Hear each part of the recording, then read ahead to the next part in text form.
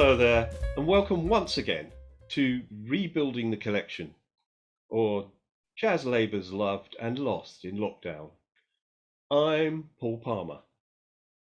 You know, the more I think of my cassette tape collection of jazz albums, I think, why don't I just throw the whole lot in the bin and start again from scratch?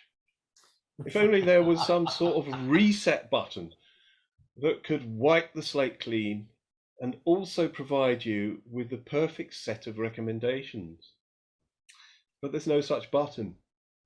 So no alternative but to graft it out, sorting through the whole repository of memories, good, bad, or indifferent, and working out which to keep and which to lose permanently.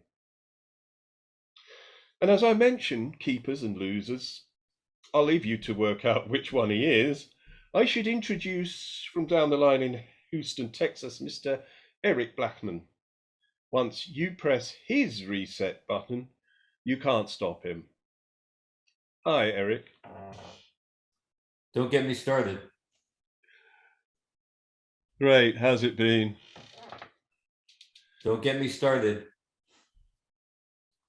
Thanks. Well, a reminder that we're discussing my cassette collection by album title in alphabetical order. We'll mix things up and talk about different artists in different episodes. In our last episode, we did some C's, some D's.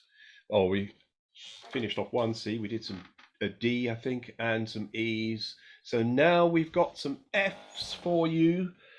And let's just have a look at what that list is. First up, Pat Metheny Group, First Circle, that's on the ECM label, 1984. James Moody, The Flute and the Blues, that's on the Argo label, and that's 1956. Jeremy Steig, Flute Fever, on the Columbia album label, and that's 1964. And finally, we have Howard Riley for 4 on 2, and that's on for 4 on 2, I should say, and that's on the Affinity label, and that's 1984. We're not going to discuss them in the order I read them out. I think we'll start with that Howard Riley. Just for the sake of some kind of definition, Howard Riley is kind of very much a free jazz musician, and he plays in a unique way. He's got very strong technical skills, and I remember watching him live playing for hours, and just his hands going in a flurry. But you have to say it's formless stuff, and he's playing. He might play a walking bass with his left hand, and then off chords, and speed up different hands so that it's going out of time with each other. It's quite fascinating to listen to. I'm not sure of the overall artistic effect. Have you heard of Howard Riley, and what do you think of him, Eric? So I hadn't until most recently, due to our show here, speaking about how we're going to speak on his music. And then the sample that you just reminded me of, there's that boom, boom, boom, boom, boom, boom, boom, boom, boom, boom, that I'm hearing in the left hand while he's doing so much else. And instantly I have a problem with the boom, boom, boom, boom, boom, boom, boom, boom in the left hand, because it's irregular. At times it's a little faster, at times it's a little slower. So, and long before that, because I was listening for a long time to determine that as best I could, but it just doesn't really swing. And I think, later we're going to review some of Pat Metheny. Pat Metheny's music, for example, sits there and maintains a so-called tempo, a pulse, and fits things into a pulse. So I have a personal problem with not adhering to the pulse. Yeah, I mean, I have to say, I think that's totally deliberate. I don't think there's anything wrong with his sense of timing, but he's pulling apart perceptions, isn't he, of how jazz happens and what goes into making a pulse. The very title, 4/4 on 2/2. It could be 4/4 on 2/2. He's playing about with some idea of our sense of musical timing. I'm not sure it makes a satisfactory artistic experience, however. You listen to that title track, you're right. The hand speeds up, and it sounds as though one is not sticking to an overall pulse, and while the other one is, and vice versa at times. And although I have a high regard for the technical prowess with which he plays the piano, I'm not sure I can stick much of this, to be honest.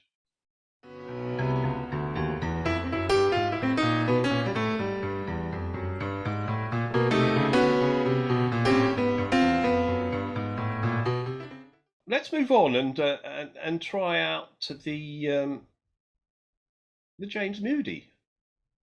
Now, in our last show, we talked about James Moody, didn't we? Yes. Don't Look Away Now, lovely album. This one called The Flute and the Blues.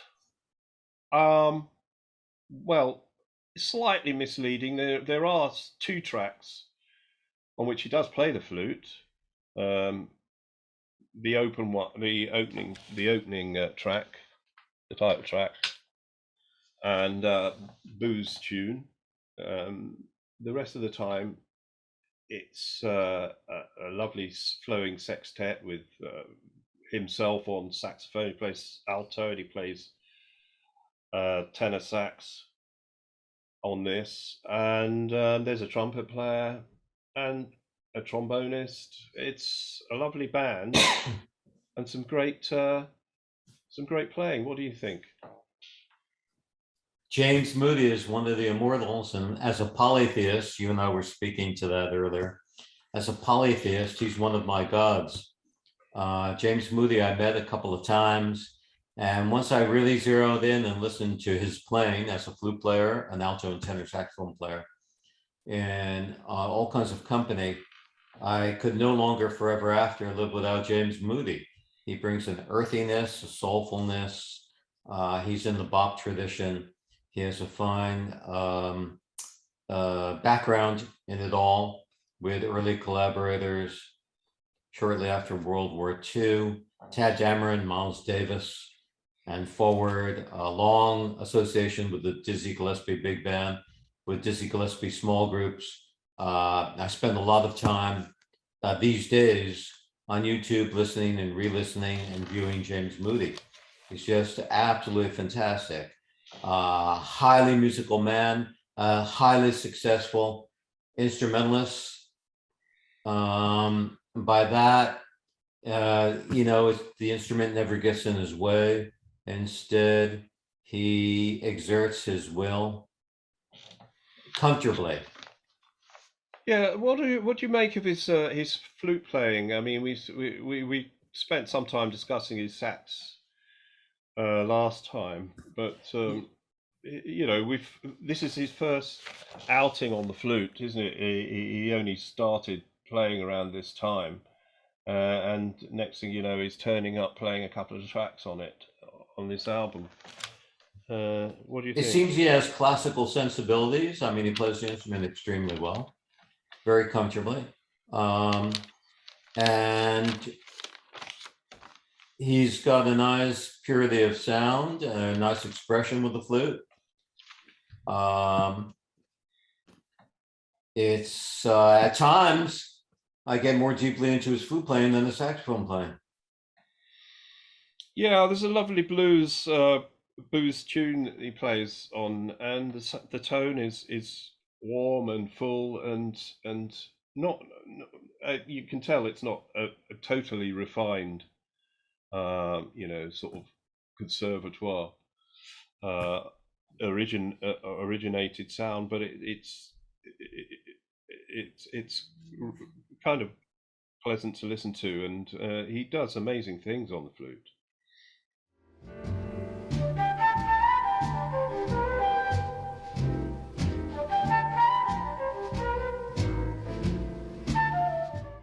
So I think that's a very positive view from both of us. Just a bit more on this album. There's an appearance on 3 of the tracks by Edgy Jefferson, the singer, and he's singing some standards. There is "I Cover the Waterfront," and I think Parker's Mood, where he's inventing some lyrics. So there's a lot going on in this album. It's not just a bit of flute music. It's the whole 9 yards with a great band and some really top playing. So I think we're taking this with us into the collection. And having said that, we'll move on, shall we, and have a look at the Pat Metheny group. First Circle on the ECM label, 1984. So quite a bit later than the Moody, obviously. What do we make of Pat Metheny, and have you got anything to speak to on this album, Eric? Well, I can have it on while I'm doing other things, but I never had hopped on the Pat Metheny bandwagon and was all that into it. Although, courtesy of YouTube, I like the Pat Metheny, Joni Mitchell, Michael Brecker collaborations. Right. Well, I'm surprised to hear you say that, but I think Metheny is absolute genius and has done wonders to actually transform the language of jazz. I mean, it's sometimes referred to as crossover jazz. It's jazz fusion or fusion music. But it's unmistakably the language of jazz right at the heart of it. It's not, of course. I actually also saw a description of it as post bop, but it's not. I think there's plenty to listen to, and okay, this album has its weird moments, I have to say. It's not one of Metheny's best. I think if you take this album and First Circle, which came later, and Letter from Home, which came later, it has the same group members, and it's almost like a triptych. But I think the other 2 albums are actually better. If we look at Forward March, the very first track on this album, it's like a detuned guitars. It's like a march, a sort of marching band, because there's a Lyle Mays, who's a multi-instrumentalist, plays a lot of piano on this.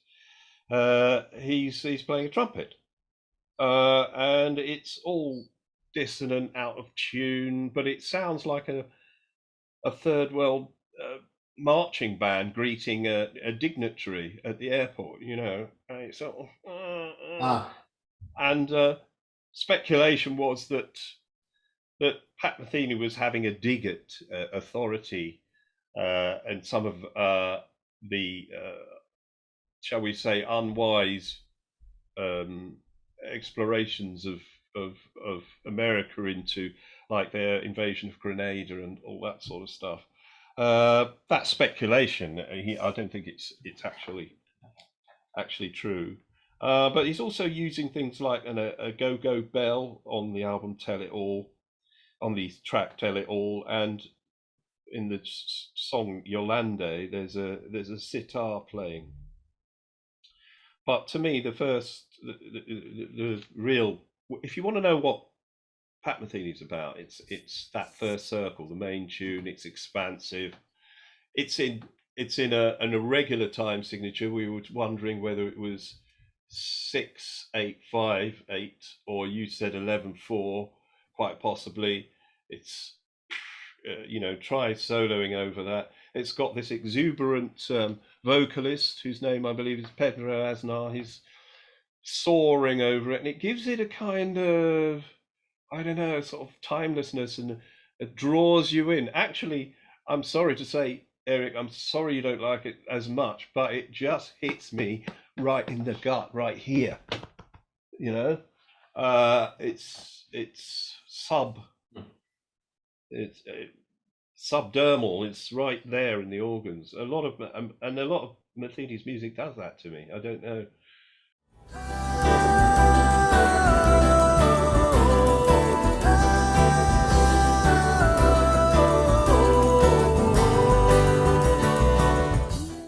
So I can't persuade you that it's a bit more than you've said. Well, I've never, I haven't followed Pat Metheny much. I wasn't that drawn to it, but I understand the draw. I mean, it's horses for courses. Yeah, sure. So you wouldn't probably put it in your collection, is what you're probably saying. No, I'm a hoarder. I have a little bit of a hoarding problem. I would keep in my collection. Okay. Because what I've discovered is I return to things later and feel differently about them. Well, that's quite true. I could probably listen to this again and find out, why have I got this?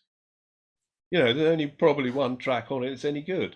Having said that's not true, I could do without that marching band tune. But there are some other poignant tracks on it that are just beautiful to listen to. Okay, well, we'll maybe discuss that our final decision later. So we'll move on to Jeremy Steig, Flute Fever. And this is a 1964 album that came out on the Columbia label. A few standards in this, and I think, I don't know what you would define as a standard. Is it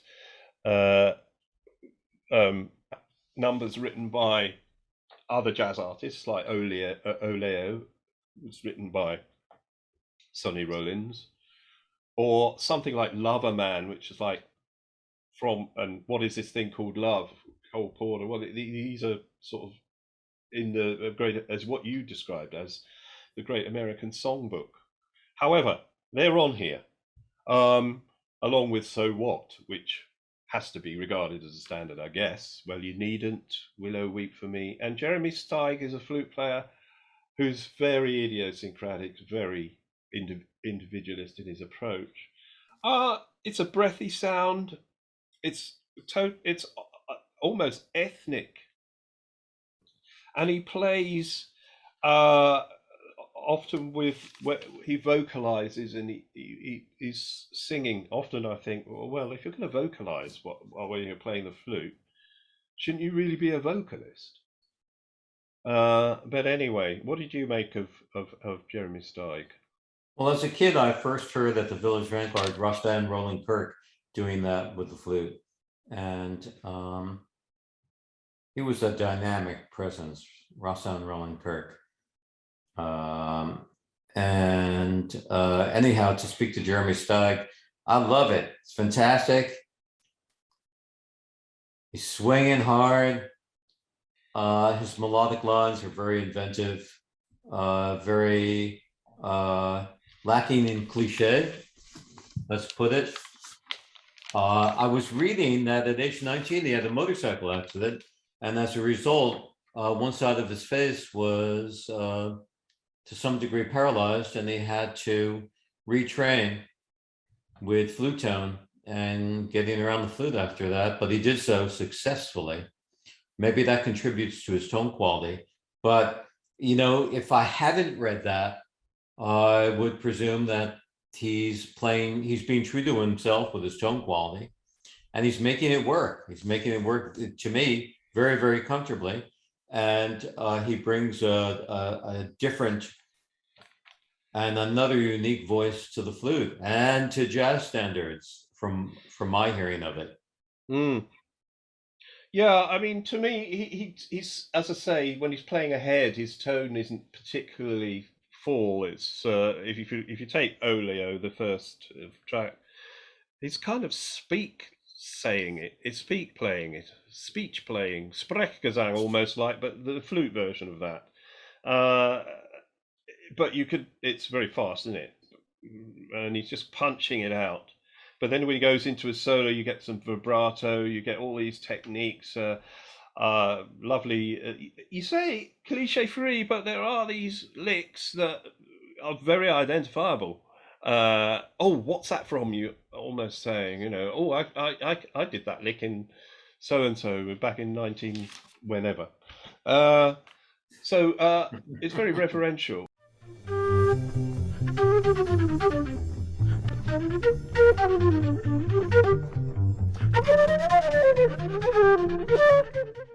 Well, you have noticed there's nothing here from the 21st century or even the mid to early 1990s.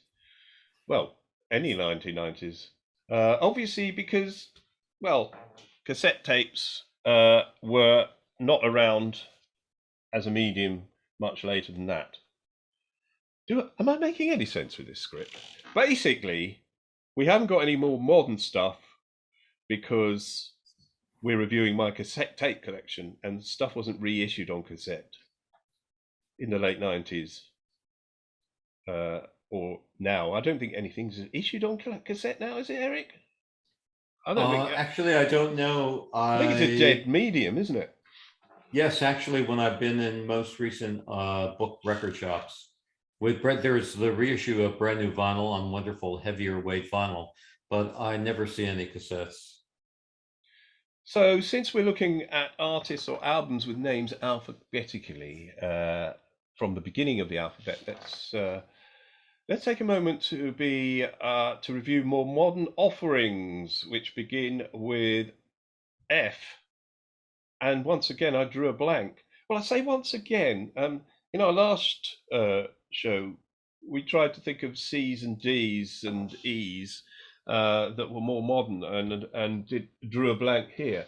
But I've got sort of late 90s offerings of the Yellow Jackets. One's Dreamland. I think that's about 1988 or 89. Can't read it. And Club Nocturne. Do you know that one? Yellow Jackets. Yeah. But lovely albums, actually, if you ever get round to it. 1999, I think. Round about that sort of time. But I couldn't find an F that we haven't that we could add to the collection or should add to the collection. I've got a couple. Okay. If it's albums titles, which it is with us, we have Fat Albert Rotunda, Herbie Hancock. We have Four and More, Miles Davis. Oh yeah. Today's Day, Kilimanjaro, Miles Davis. Coltrane's First Meditations. Brilliant. I just simply entered into Google jazz albums beginning with F, and these are the several that come up. I think, so having mentioned those, a Herbie Hancock album called Flood. Four or More would belong to something that I should have had in the collection round about the time I was compiling it. That's, I guess, my bad. I should have asked you that question. Is there anything I should have had in that collection at that time? So when I give the list, that's where Four and More comes from. I don't know about the Herbie Hancock one. What year was that? Good question. I don't know. The years aren't coming up. I'd have to look that up. But let me go back to Four and More for a moment. Did you have it in your collection ever? No. But have you ever listened to it? Yeah, it's a great album. It's a live album, isn't it? Yeah, at Lincoln Center in 1964 with the great George Coleman, one of my teachers, on the album. And when I first heard it as a kid, long before I had some lessons and master classes with George Coleman, I listened to it and, of course, could instantly identify Miles and the vibe given by Herbie Hancock, Ron Carter, and Tony Williams. But I couldn't place the tenor player. I said, it sounds like Coltrane, but it's definitely not Coltrane. And it's got a certain, sparks are flying, and there's a vitality to every track on the album. It's spectacular. Then I read some background on it, and it seems that they were arguing, and that George Coleman was the odd man out in the argument before the album, because around this time, Miles was not showing up for all his gigs. And some gigs were being canceled. Other gigs, it was just a quartet with George Coleman, no quintet. And in any event, according to, I believe, George Coleman, obviously, the others were much more well-known. The others were much more connected to being able to rescue their incomes and find gigs and in demand. And George Coleman was the new kid on the block. And they were talking about this and arguing about this, and the argument was unresolved. And then they went out on stage to record Four and More. And you could almost, you feel the contention, and you feel it. I mean, sparks are flying, and it's just, and I never heard George Coleman play like that. Yeah, I must revisit that album. Yeah, it's great. And I know we're slightly off topic because we're not talking about modern Fs. We're talking about old Fs that should be in the old F. Maybe I should have had. What about? And here's a contentious one: free jazz. Ornette Coleman. Don't get me started. Ornette Coleman.